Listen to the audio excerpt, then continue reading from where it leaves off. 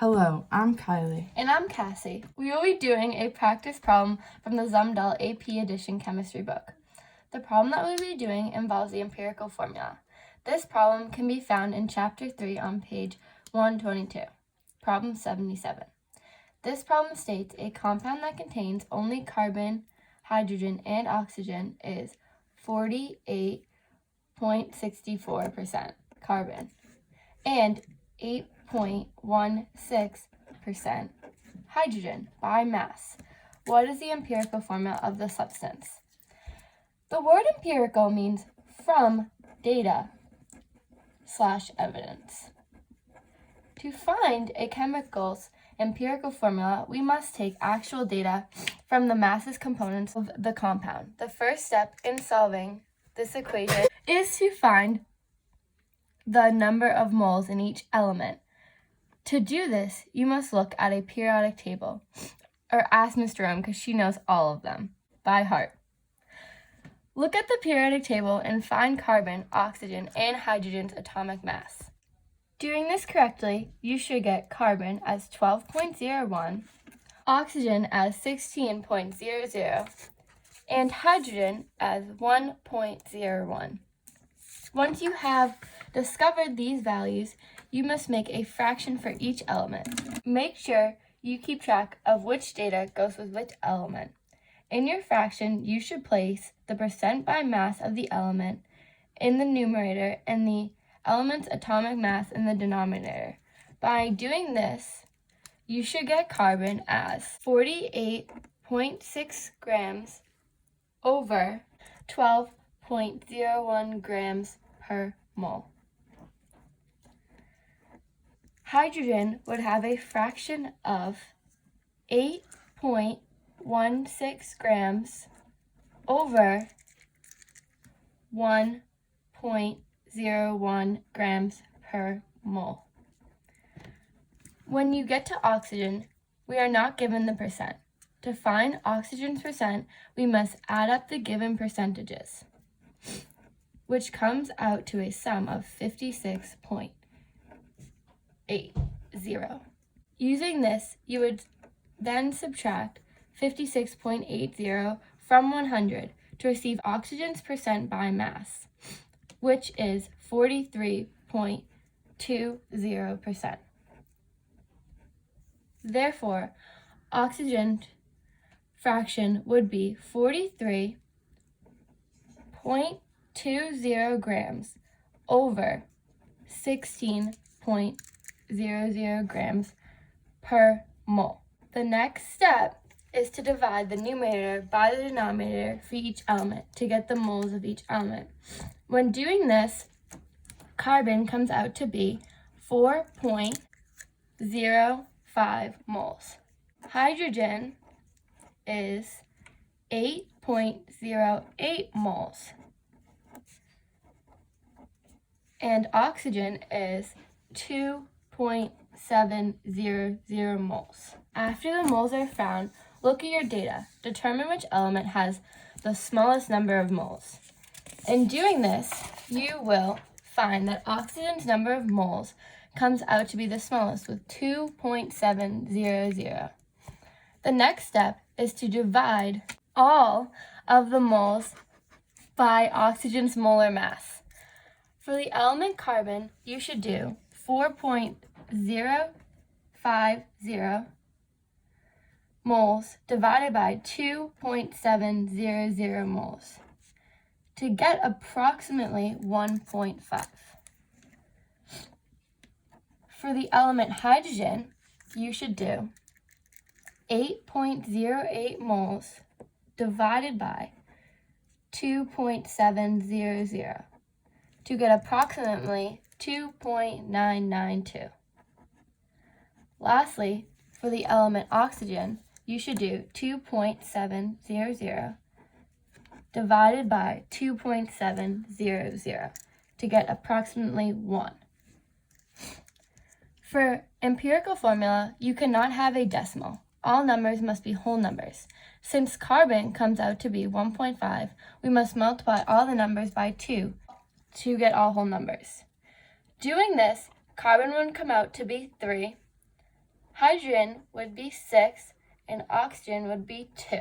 The final empirical formula should be C3H6O2. The next problem we will be doing involves kinetics. The 2 practice problems we will be completing can be found in Chapter 12, page 584, problems 57 and 58. Question number 57 states, for the following reaction profile, indicate A, the positions of reactants and products, B, the activation energy, C, delta E for the reaction. To determine where the products and reactants must go, we first have to look at the reaction profile to see the position of reactants and products. In a chemical equation, it always starts with the reactants. Therefore, in the reaction profile, the reactants would be at the beginning of the curve, which in this case is all the way on the left. Along with this, products are always the outcome of a chemical equation, so the products in this case would be all the way on the right. For part B, we must find activation energy. Activation energy is located where the bonds first break. In this reaction profile, it would be located from the very top of the curve to the bottom where the reactants are located.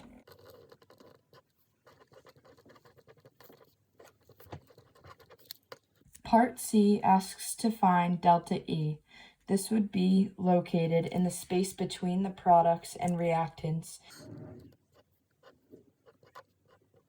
Now on to problem 58.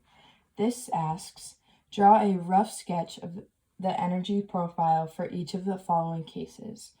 A, delta E equals positive 10 kilojoules per mole, where the activation energy equals 25 kilojoules per mole.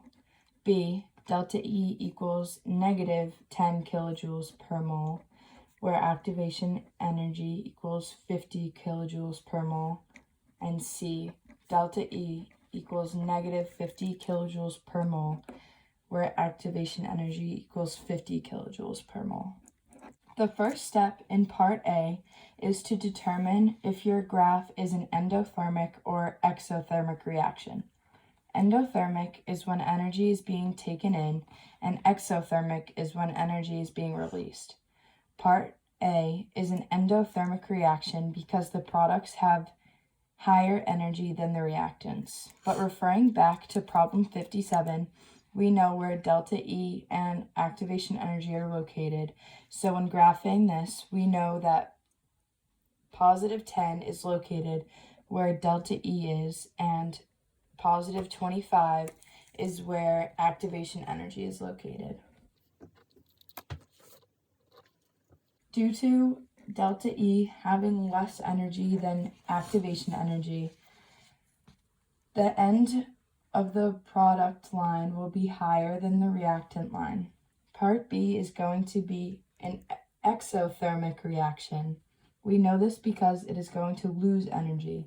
Like before, because we have prior knowledge, delta E and activation energy, we know where negative 10 and positive 50 will be located.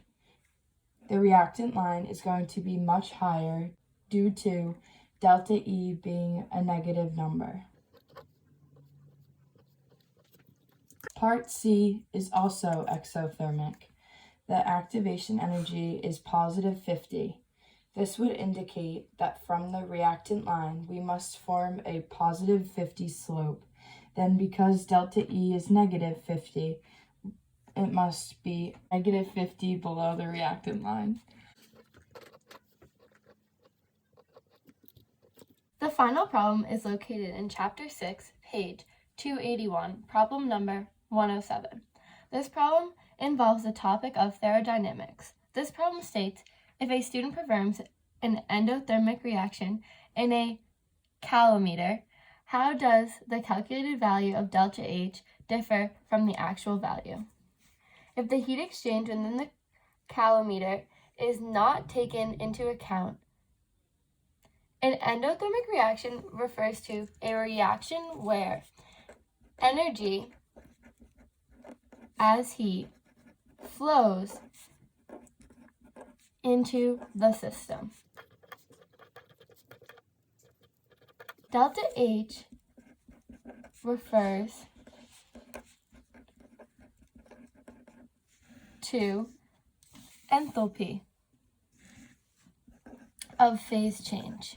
When the student performs this reaction in the calometer and they do not take into account that the calometer traps heat in, then the actual value found by the student will be much larger than the calculated formula. A calometer is a device used to determine the heat associated with a chemical reaction. Because this product refers to an endothermic reaction, when the reactants are mixed at the same temperature, the reactant cools the solution. Therefore, if you don't take this into account, you may think the temperature didn't change within the calometer. This would make the calculation value smaller than the actual value would be.